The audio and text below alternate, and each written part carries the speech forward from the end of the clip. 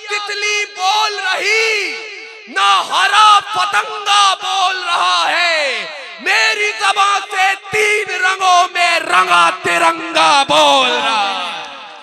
झारखंड वालों, मुझे नहीं मालूम आप इससे पहले क्या सुन रहे थे, इसके बाद कैसे क्या सुनेंगे।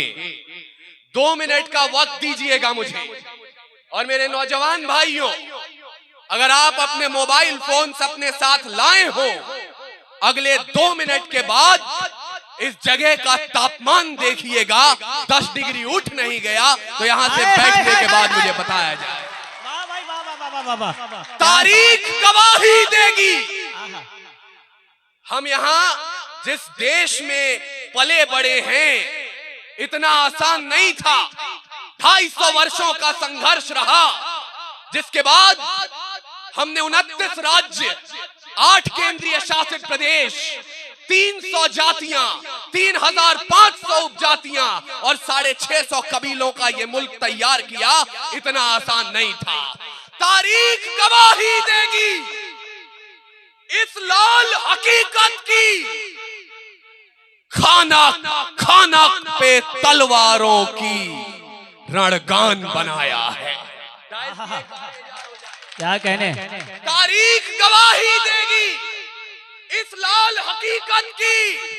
खाना खाना पे तलवारों की रणगान बनाया है और खोद कर नाखून से गुलाम धरा को हमने बलिदानों की बुनियाद पे हिंदुस्तान बनाया।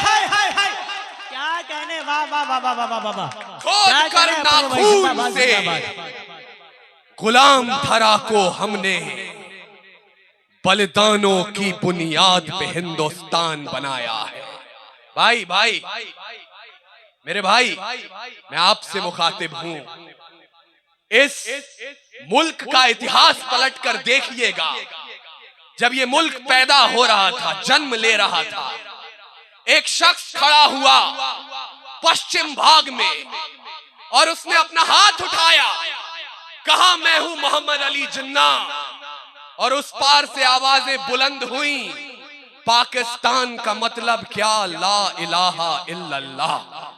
आपके भोले भाले बुजुर्गों ने अपनी गठरियां बनाई, अपना सामान बांधा, उसे अपने सर पर रखा और उस पार जाने के लिए तैयार हुए।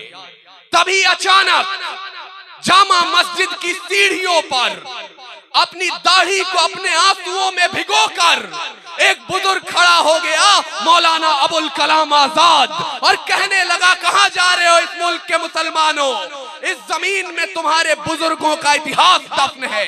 तब आप ही के तरह किसी नौजवान ने खड़े होकर उनसे पूछा कि मौलाना साहब, आज आप यहाँ हैं, महात्मा गांधी हैं, कल जब आप लोग नहीं होंगे, हमारी टोपी पर, हमारी दाढ़ी पर, हमारे इबादत के तौर तरीकों पर कोई सवाल उठाएगा तो हम किसके पास जाएंगे?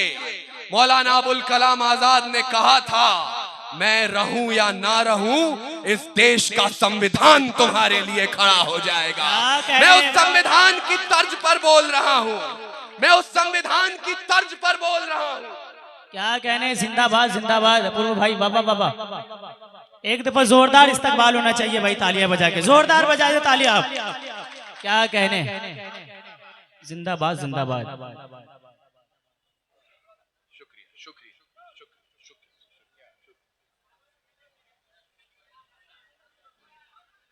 मैं आगे बढ़ूं उससे पहले एक छोटा सा निवेदन कर रहा हूं। जी। आपकी मोहब्बत हम तक जो आर्थिक रूप से पहुंचनी थी, वो मिनहाज साहब हम तक पहुंचा चुके हैं। अब अगर कोई यहाँ कुछ लाना चाहता है तो उतने की किताबें खरीदिएगा और कल गरीब बच्चों में बांट दीजिएगा, मेरे यहाँ आने का हक वसूल हो जाएगा। क्योंकि आज इल्म की जरूरत है। मैंने जो वाक्य आपको सुनाया, नदीम फर्रुख साहब एक जगह ये वाक्य सुना रहे थे, मैंने सुना, और जब मेरा नंबर आया मैंने उस दिन उनसे माइक पर कहा था, 4 पंक्तियां अब मुझे बताइएगा झारखंड की, आप मुझे सुनने के लिए तैयार हैं। मैंने उनसे कहा कि ये हमारा इतिहास बताता है कि मौलाना अबुल कलाम आजाद ने कहा था कि संविधान आपके लिए खड़ा हो जाएगा, लेकिन शायद उस समय हम न रहे होंगे, नहीं तो मौलाना साहब ये भी कहते कि कभी गोड्डा की सरजमीन पर खड़ा होकर कोई अपूर्व विक्रम शाह, कोई प्रतिभा यादव, कोई पांडे, कोई तिवारी, कोई शुक्ला ये भी कह रहा होगा कि ये सूर कबीर तुलसी की पाती हाकिम का फरमान नहीं है, और दिल्ली जैसा दिखलाती वैसा तो हिंदुस्तान नहीं। क्या कहने, ये सूर कबीर तुलसी की पाती हाकिम का फरमान नहीं है, दिल्ली जैसा दिखलाती वैसा तो हिंदुस्तान नहीं है। मोहब्बत के शागिर्द हैं ये, नफरत के उस्ताद नहीं हैं। अशफाकुल्ला खान के बेटे जिन्ना की औलाद नहीं है। क्या कहने, जिंदाबाद भाई। अशफाकुल्ला खान के बेटे जिन्ना की औलाद नहीं है। लेकिन अगर अल्ताफ जिया यहां बैठे हैं तो वो ये जानते हैं कि बहुत आसान होता है किसी हिंदू शायर के लिए खड़े होकर कुरान से कोट करना और तालियां बजवाना। मैं उसके लिए नहीं आया हूं, क्योंकि उस देश में आंखें खोली मैंने जिसने भगत को रोते देखा है, जिस मुल्क के इतिहास में बंटवारा होते देखा है, रेल में उगड़ी लाशें देखी, गलियों में मजहब के नारे, तिलक और टोपी लगा के उतरे, सड़क सड़क पे हत्यारे, तो केसरिया तितली बोल रही, ना हरा पतंगा बोल रहा है, मेरी ज़बान से 3 रंगों में रंगा तिरंगा बोल रहा है, मेरी ज़बान से। जिंदाबाद जिंदाबाद। क्या कहने भाई, बाबा बाबा बाबा, अच्छा पैगाम, बहुत शुक्रिया, बहुत शुक्रिया। अरे इमरान भाई शुक्रिया। क्या कहने, जिंदाबाद जिंदाबाद। बहुत शुक्रिया, बहुत शुक्रिया। मुझे अच्छा लगा कि झारखंड आप जिंदा हैं, अपने जिंदा होने का सबूत दीजिए। अगर मिन्हाज साहब ने उर्दू की इतनी बड़ी महफिल में हिंदी के एक कवि को खड़ा किया है, वो भी वीर रस का, तो शायद आपको सूचित करना चाहते हैं। अभी गौहर साहब सुना रहे थे प्रेम के तराने, इश्क की बातें, कि तैयार है जो प्रेम का प्रस्ताव मेरे देश में, तो पग पग पे पौरुष पराग भी तैयार है। और प्रीत का जो गीत दिल के शीत के विपरीत है, तो रुद्र वाले रूप का वो राग भी तैयार है। गंगा के उपासक हम, तो सूरज के पुजारी भी, निर्मलता है नीर में, जलता भूभाग भी तैयार है। और देख सके तो देखे दुनिया, हिंदुस्तान की आंखों में पानी भी तैयार है और आग भी। देख सके तो देखे दुनिया, हिंदुस्तान की आंखों में पानी भी तैयार है और आग भी तैयार। क्या कहने भाई, अब तक जो नौजवान पीछे तक खामोश हैं, मैं जानता हूं आप यहां ये सोच कर आए थे कि मिन्हाज आलम साहब की महफिल है, वहां जाएंगे तो इश्क के तराने सुनेंगे, कुछ अपने मैसेज करने के लिए हमें मिल जाएगा।